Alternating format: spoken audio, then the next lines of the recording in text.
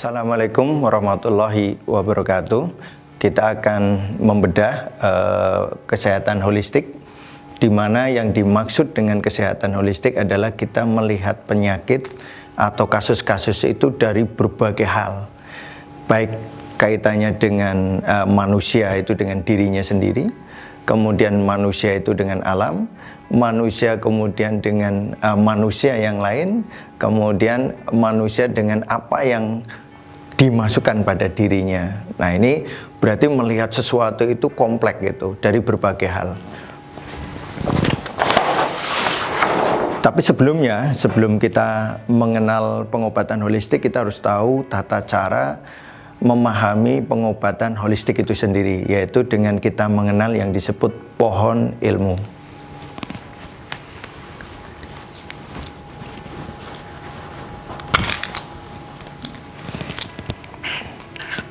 Pohon ilmu.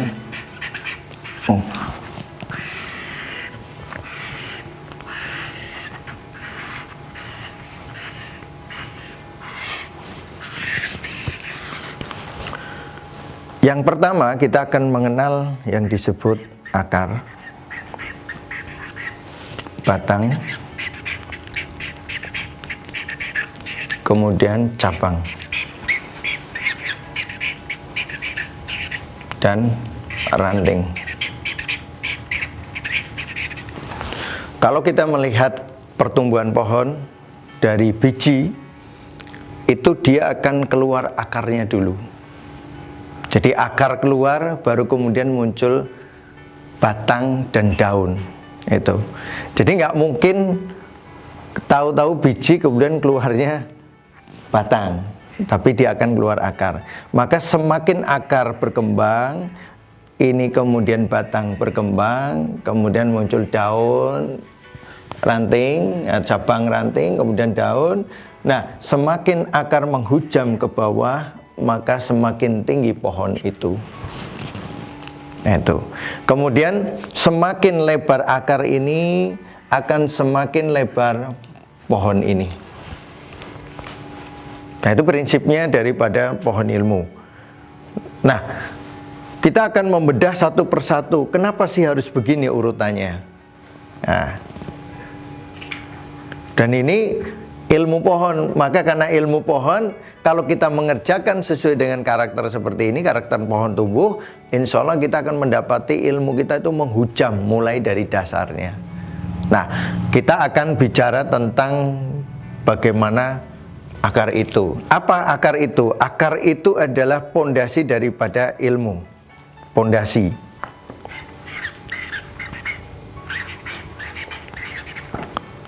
Ilmu. Jadi pondasi ilmu itu disebut akar, di mana isinya adalah hukum alam. Karena kita akan mengetahui segala sesuatu yang ada di dunia ini kalau kita melihat ke hukum alam. Bagaimana tujuan Allah menciptakan alam itu. Di mana di dalam alam itu ada manusia. Bagaimana Allah menciptakan manusia dan tujuan-tujuan penciptaannya. Kenapa sih Allah ngasih tangan? Kenapa sih Allah ngasih kaki, telinga, dan sebagainya? Bagaimana cara kerja daripada tangan dan kaki? Apa hubungannya dengan organ-organ yang lainnya? Nah, ini akan diketahui kalau kita belajar tentang hukum alam. Maka prinsip kita adalah dalam belajar mengembalikan semua ilmu kepada sang pemiliknya. Maka kita akan bisa mengetahui ilmu barat dan timur itu sebenarnya satu kesatuan, tidak saling bertolak belakang. Jadi nggak ada ilmu bertolak belakang kecuali keluar dari jalur hukum alam atau sunatullah. Nah, itu. Nah, hukum alam ini kemudian akan melahirkan dari hukum alam ini jadi hukum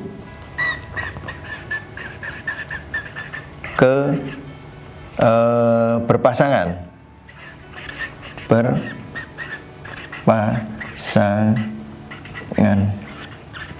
Jadi segala sesuatu itu dilahirkan secara berpasangan. Kemudian ketika sudah berpasangan, ada lagi hukum yang melanjutkan, karena dari hukum berpasangan itu tidak bisa menjelaskan proses, maka ada hukum proses.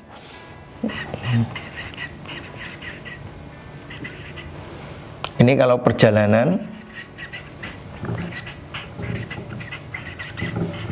alam, atau disebut juga proses.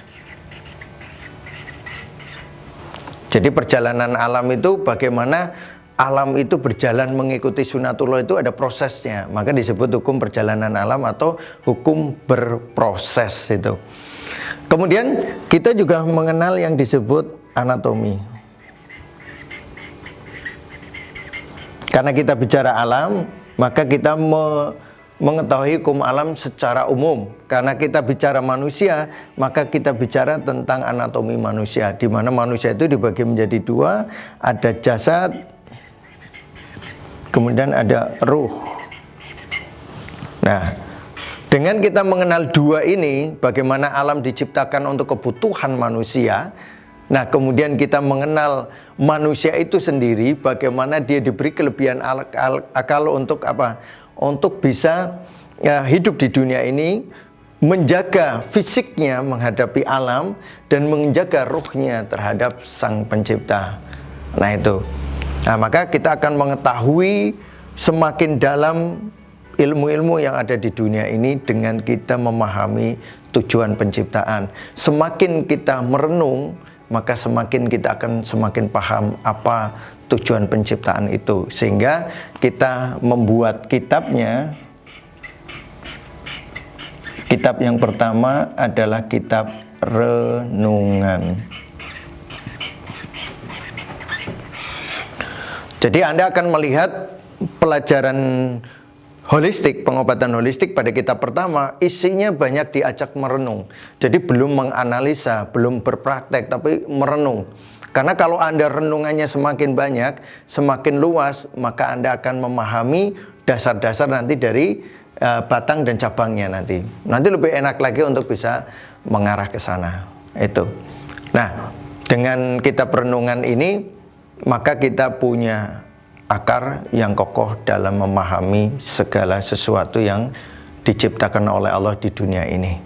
Baik, kita melihat kepada batang daripada ilmu pohon ini. Jadi batang kita berbicara tentang masalah analisa. Nah, apa yang kita analisa di batang ini? Itu. Yang pertama kita menganalisa satu, penyebab penyakit. Yang kedua kita menganalisa apa? Tanda-tanda atau diagnosa. Kita akan melihat tanda-tanda yang terlihat atau yang tidak terlihat. Kalau yang terlihat yang bisa dilihat mata, atau tanda-tanda yang bisa kita dengar. Suara batuk, kemudian suara kencingnya, suara beraknya, kemudian suara kentutnya, atau yang bisa dicium, bau cium air kencing, kemudian bau mulutnya, kemudian bau beraknya, terus suara ketika dia berak, kencing dan sebagainya itu yang satu suara, yang satu dicium. Itu jadi maka disebut penghidu. Jadi mendengar dan mencium apa yang ada di sekitar kita. Nah, itu bisa dianalisa penyakitnya. Nah, kemudian yang dilihat sudah apa tanda-tanda yang bisa muncul pada diri manusia itu. Misalnya bawah mata kelihatan hitam, muka pucat, pucatnya putih atau pucatnya kuning, itu berbeda. Nah, itu masuk dalam ranah diagnosa. Nah, kemudian apa yang bisa ditanyakan karena kita nggak mengerti, kita nggak bisa melihat, nggak mendengar, membawi, maka itu ditanyakan karena itu yang dirasakan oleh penderita. Maka itu wawancara, kita bagaimana bertanya pada seorang itu supaya apa? Kita menggali apa yang dirasakan orang tersebut. Nah, kemudian yang ketiga itu bicara tentang bagaimana penyakit menjalar.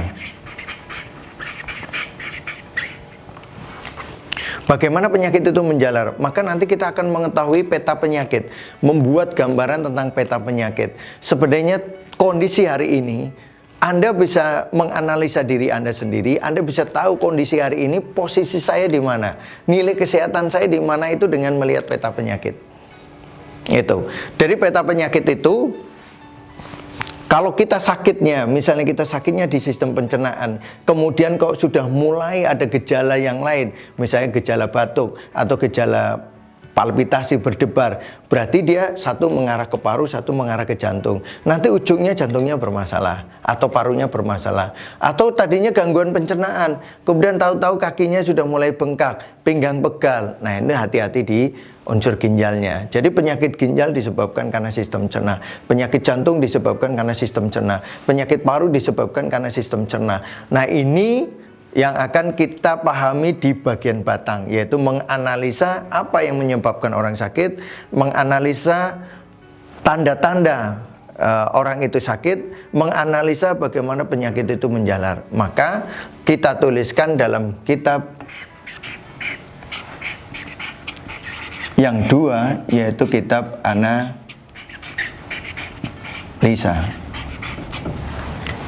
Jadi kitab analisa, bagaimana kita menganalisa.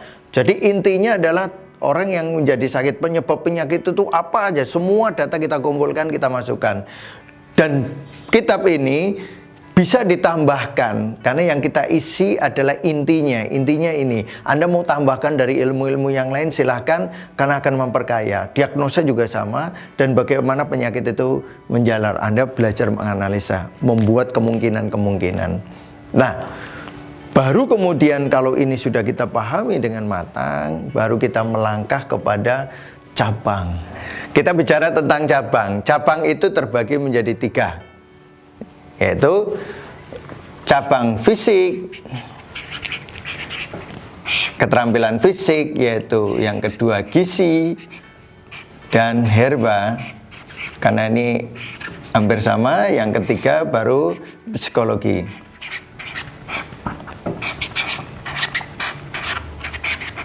Nah, fisik adalah teknik-teknik terapi yang menyentuh fisik kita. Itu mau pijat, nanti aja pijat akupressor, pijat urat, pijat refleksi, nanti pijat limpatik, pijat otot, nanti ada pijat tulang untuk patah tulang. Nah, ini masih masuk dalam kelompok pijat. Pijat aja jenisnya macam-macam. Nanti berkaitan dengan masalah darah yang ada di tubuh kita. Nanti ada bekam, ada lintah, ada alfasdu. Kemudian ada teknik-teknik yang lainnya. Nanti moksa, ada moksa penghangatan, ada alkai. Hampir sama dengan besi panas kemudian ditempelkan. Ini masih menyentuh fisik. Nanti jarum yang kaitannya dengan titik akupunktur, jarum. Nanti akupressor masuk pijat, kemudian jarum. Nanti sengat lebah, itu juga jarum yang menggunakan alat sengat lebah itu yang menggunakan racun yang reaksinya itu bekerja dia selama 3 hari. Nah, itu ini masih ranah ke fisik. Yumeho, terus kiropraksi, itu masih dalam pembetulan tulang, jadi masih ke fisik. Nah, ini teknik-teknik ini akan kita pelajari dalam kitab tersendiri, yaitu kitab keterampilan fisik. Jadi kita akan belajar tentang berbagai macam teknik pengobatan yang akan digunakan. Yang pertanyaannya, ini pasnya untuk sistem atau pasnya untuk kasus apa? Terus bisa nggak 2 teknik ini dijadikan satu? Atau saling dikerjakan tetapi beriringan, tidak bersamaan tapi beriringan? Atau bisa dicampurkan jadi satu pada satu waktu terapi? Nah, ini Anda butuhkan pemahaman di batang ini. Jika Anda batangnya matang, terus akarnya matang, maka Anda akan bisa menggunakan teknik ini dengan baik. Nah, kemudian kita bicara gizi dengan herba. Gizi itu kaitannya dengan makanan. Makanan itu nanti dibagi macam-macam, makanan pokok, nanti makanan pembangun. Kayak protein itu dibagi 2, protein nabati, hewani. Kalau protein hewani itu sifatnya panas, protein nabati sifatnya dingin. Nanti kita ketemu beras yang cenderung netral, beras putih, yang lebih dingin beras merah, yang lebih dingin lagi beras hitam. Nah, tuh. Terus ada beras jagung. Nah, ini jagung sifatnya kering. Nah, itu. Nah, Ini harus kita pahami. Terus sayuran yang warnanya hijau tua itu cenderung dingin. Nah, sayuran yang berwarna merah cenderung kaitannya dengan darah. Sayuran yang warnanya lebih pucat biasanya cenderung kayak energi, atau lebih kering itu cenderungnya kayak energi.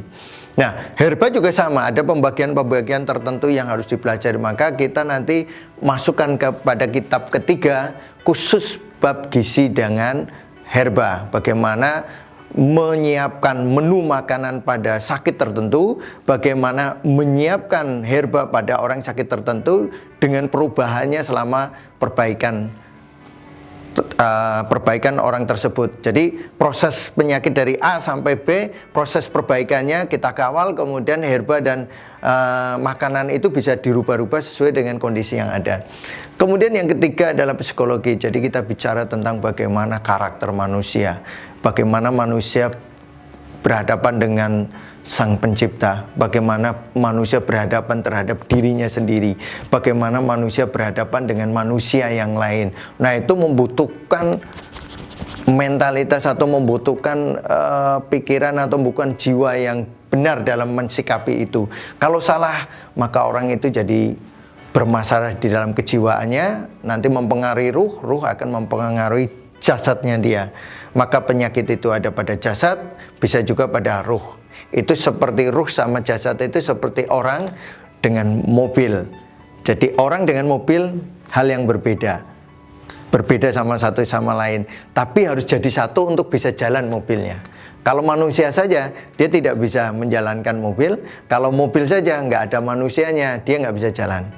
Maka kalau manusianya dia cenderung ke ruhnya, perilakunya, mobilnya fisiknya. Jadi kalau penyakit fisik, mobilnya remnya blong atau apa dan sebagainya atau ngadat, itu mempengaruhi emosi pengendaranya. Sedangkan emosi pengendaranya akan mempengaruhi perilaku dia membawa mobilnya, sehingga mobil itu bisa jadi rusak. Jadi kalau orang itu hatinya dengki, dia akan membawa tubuhnya menuju kedengkian, maka fisiknya akan rusak.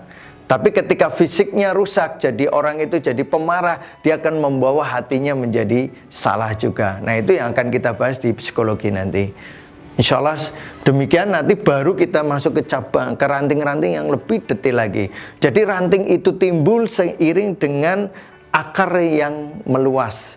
Jadi kalau Anda pengertian tentang masalah hukum alam ini semakin luas, hari ini Anda mengerti air itu gravitasi. Hanya itu, maka Anda akan tahu bagaimana teknik mendinginkan dengan sistem gravitasi. Tapi begitu Anda tahu air itu mencari celah, selalu mencari celah, maka Anda akan luas lagi bahwa air itu akan mencari tempat-tempat yang di situ lubang. Maka ketika air berlebihan di dalam tubuh kita, dia akan mencari lubang. Salah satunya ada lubang kantung kemih, maka kantung kemih membesar. Ada lubang di rahim, maka rahim penuh dengan air, maka rahim muncul kista dan sebagainya. Nah, itu sifat air. Nanti kita detailkan lagi sifat air kayak apa, nanti muncul kemungkinan penyakitnya apa. Nah, pendetilan di bagian akar akan menyebabkan detil di bagian atas.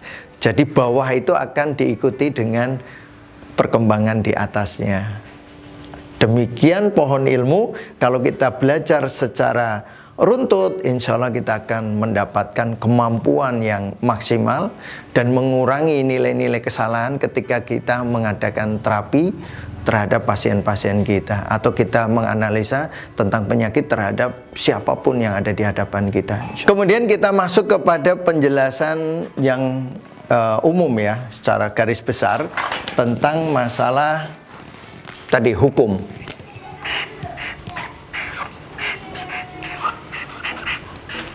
Alam.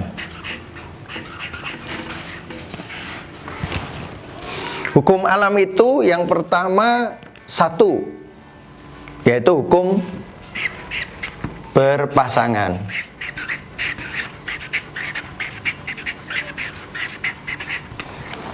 Kalau di TCM atau di Chinese medicine itu dikenal dengan konsep yin yang. Itu. Kalau kita menggunakan lebih banyak disebut hukum berpasangan. Itu. Kenapa? Kalau dalam ayatnya kan Allah menciptakan segala sesuatu di dunia ini berpasangan. Itu. Ada pria, dan ada wanita. Kalau yin yang disebut yin dan yang sesuatu yang berbeda, bertolak belakang, tapi membutuhkan satu sama lain dan dia harus bersatu untuk membentuk sesuatu yang baru. Nggak ada bedanya karena itu juga hukum alam, cuma bahasa mereka seperti itu. Nah, kita pakai bahasa yang lebih mudah lagi, berpasangan. Pria dan wanita diciptakan berbeda, tapi memang diciptakan untuk bersatu. Akhirnya akan muncul anak. Nah, anak ini adalah generasi. Nah, generasi ini adalah menjaga keberadaan manusia. Jadi dengan berpasangan ini, maka sesuatu itu terpelihara. Karena apa? Allah menciptakan dan Allah memelihara apa yang diciptakannya. Bagaimana cara memeliharanya? Dengan hukum berpasangan ini. Manusia di dalam tubuhnya ada panas, ada cairan. Nah, kalau panas terlalu berlebihan, maka cairan menguap, hilang atau berkurang, maka terjadi dehidrasi. Maka kita harus mengimbangi dengan menambah cukup air. Itu dalam rangka keseimbangan. Karena panas berlebihan. Kalau air berlebihan, maka tubuh terlalu dingin sehingga suhu menjadi rendah, maka orang itu tidak bisa bekerja dengan maksimal. Karena apa? Energinya terkuras, karena tenggelam energinya. Maka dia dikasih yang hangat-hangat atau dia diterapi dengan yang hangat-hangat supaya cairan itu naik ke atas, mengembun. Kemudian cairan itu bisa menjadi energi karena dia mendidih, membentuk energi karena campuran dengan panas itu. Nah, ini dalam rangka penjagaan manusia. Maka pria wanita ini menjaga generasi. Kemudian siang, kemudian malam, ini akan menjadi hari. Ini menjadi waktu. Generasi hidup itu dari waktu ke waktu. Jadi generasi itu hidup dari waktu ke waktu. Makanya manusia diciptakan laki-laki perempuan. Kalau laki-laki dengan laki-laki nggak ada anak, generasi tidak muncul. Perempuan dengan perempuan tidak punya anak, generasi. Makanya kaum Lut itu kemudian diberi hukuman yang setimpal karena dia akan menghancurkan dunia. Dengan adanya gay atau lesbian, maka generasi itu kan habis itu. Dengan nama apapun, karena prinsip penciptaan adalah untuk penjagaan. Nah, menjaganya dengan generasi. Siang dan malam. Coba kalau siangnya ada, malamnya tidak ada satu hari, maka tidak ada kehidupan. Karena tidak ada waktu untuk istirahat. Malam untuk istirahat, siang untuk bekerja. Nah, kalau siang malam ada, kok kita bekerja siang malam tanpa istirahat? Berarti kita melanggar hukum alam. Nah, ini. Jadi kalau orang mau buat perusahaan-perusahaan harus memikirkan ini.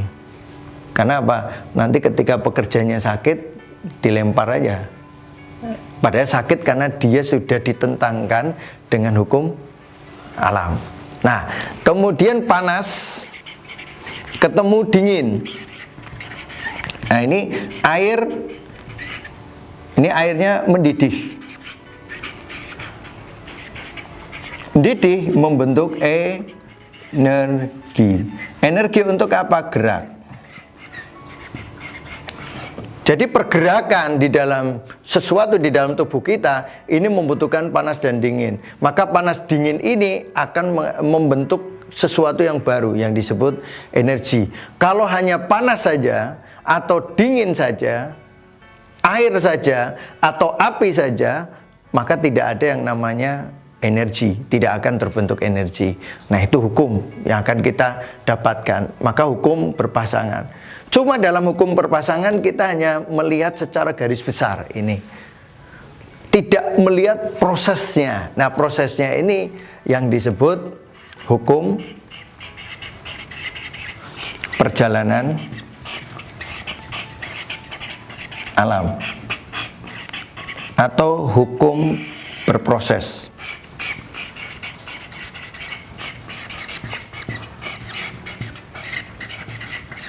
Misalnya kita akan melihat di belahan dunia ada yang siangnya lebih banyak daripada malamnya. Ada juga malamnya lebih banyak daripada siangnya.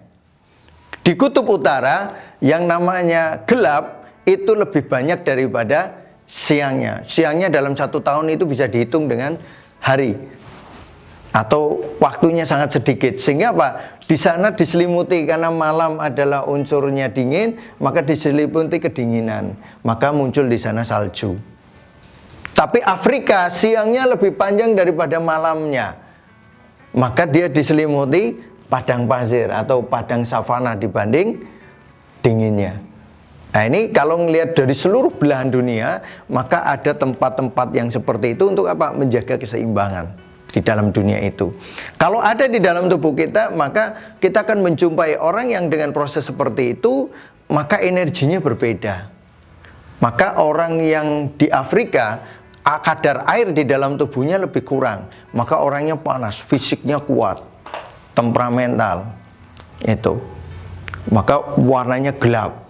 Maka sering orang Afrika itu digunakan untuk apa? Budak, karena tenaganya, powernya melebihi yang lain. Nah, kalau yang dingin, nah ini cenderung juga kalau orang di daerah dingin, apalagi di daerah pegunungan, cenderung dia menarik diri, berada di tempat-tempat tersembunyian untuk mendapatkan kehangatan. Dia lebih suka di kelompoknya yang hangat, kurang suka berinteraksi dengan yang di luar. Maka kalau kita mau masuk ke sana, maka kita harus mencoba mengenal mereka, budaya mereka dan sebagainya. Ini satu gambaran. Menunjukkan apa? Proses. Jadi proses yang terbentuknya terlalu banyak siang, terlalu banyak malam akan membentuk karakter orang berbeda. Nah, sama dengan nanti proses terjadinya penyakit. Kalau sistem cernanya terlalu aktif, maka terjadi MAH. Kalau sistem cernanya terlalu pasif, maka terjadi dia lemah fungsi cerna. Nanti biasanya ke ginjal, ke jantung jadi lemah. Biasanya penyakitnya hipo, kelemahan fungsi biasanya. Nah, itu kalau dia kekurangan. Jadi proses terbentuk dengan sempurna dengan tidak, itu akan menghasilkan karakter yang berbeda. Maka manusia lahir pasti dengan karakternya masing-masing, termasuk karakter kesehatannya. Jadi yang perlu Anda pahami, Anda harus mengenal karakter diri Anda seperti apa dalam hal kesehatan. Maka ketika Anda tahu karakter diri Anda, maka sebenarnya Anda akan bisa mengerti apa yang harus saya kerjakan untuk menjaga kesehatan ini. Jadi jangan samakan karakter kita dengan orang lain, karena kita punya genetik yang berbeda. Contoh, seorang yang ibunya diabetes, bapaknya tidak, bapaknya stroke, ibunya diabetes, nanti anaknya karakter gennya lebih cenderung ke orang tua yang ibunya atau bapaknya. Kalau ibunya, berarti dia kemungkinan sakitnya hampir sama dengan ibunya. Itu. Tapi kalau kemudian penyakit itu disebabkan karena genetik, kemudian kita nggak punya upaya, maka apa fungsinya kita belajar pengobatan? Jadi Allah tidak mendolim satu kaum kecuali kaum itu mendolim diri sendiri. Ketika kita tahu bahwa karakter kita seperti orang tua kita, ibu kita misalnya, dengan ada penyakit diabetes di situ, penyakit diabetesnya karena pola cerna, karena pola makannya, maka kita bisa menjaganya dengan apa? Menjaga diri kita dengan apa? Menjauhi apa-apa yang menyebabkan itu terjadi. Maka kita bisa belajar dari orang tua kita. Bagaimana orang tua kita kemudian menjadi sakit, berarti apa-apa yang membuat sakit pada orang tua kita, kalau kita jaga sejak muda dengan mengetahui ilmu ini, maka Anda akan bisa tahu apa yang harus dikerjakan. Kalau kemudian kita seperti bapak kita yang cenderung, bapak kita stroke, maka kita karakternya sama dengan bapak kita. Kemungkinan kita stroke dengan pola yang sama dengan bapak kita akan muncul. Terus bagaimana mengatasinya? Biasanya kita apa? Menjaga bagaimana sih pola hidup bapak kita sehingga muncul kayak gitu, maka kita jaga, mulai menjaga hati, perilaku, makanan dan sebagainya. Maka kalau Anda ke dokter, Anda akan selalu dikatakan orang tuanya ada diabetes enggak? Nanti kalau diabetes mesti kena diabetes. Sebenarnya yang menyebabkan kena diabetes itu bukan karena karakternya, tapi karena apa? Anda tidak keluar dari zona yang orang tua kerjakan. Jadi kalau orang tua suka rendang, kemudian akhirnya jadi penyakitnya gula karena terlalu banyak rendang misalnya, maka Anda harus keluar dari zona itu, makanan, pola makan. Tapi kalau kita dikenalkan makanan itu, kita nikmati, dan kita kemudian lanjutkan ke generasi berikutnya, anak kita juga diajari makan itu, kita kena, anak kita juga kena nanti ke depan kalau kita tidak merubah dari apa-apa yang sudah selama ini kita terima. Orang tua kita ketika melihat sesuatu itu gampang iri. Nah, Anda jangan tiru, ketika iri nanti apa? Mengeram di hati. Nanti muncul penyakit apa? Stagnasi di hati atau hambatan di hati, nanti kena hepatitis. Nah, itu kalau kita mau keluar dari zona-zona yang seperti itu, yang diajarkan yang sebenarnya tidak pas, maka insya Allah kita akan keluar dari itu. Maka dengan kita memahami dua hal ini secara garis besar, nanti kita akan paham apa-apa yang harus kita kerjakan.